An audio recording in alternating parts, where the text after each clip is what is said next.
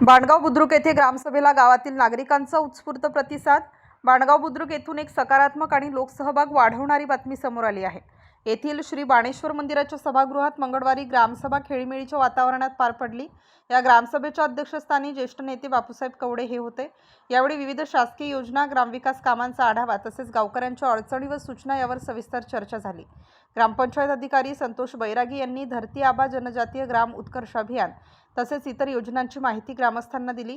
यामध्ये अंमली पदार्थ विरोधी जनजागृती, बालविवाह रोखण्याचे उपक्रम, वृक्ष लागवड व संगोपन, प्रधानमंत्री आवास योजना, रमाई आवास, शबरी आवास यांसारख्या योजनांचे प्रलंबित प्रकल्प तसेच मनरेगा आणि 15वा वित्त आयोग अंतर्गत झालेल्या कामांचा आढावा सादर करण्यात आला।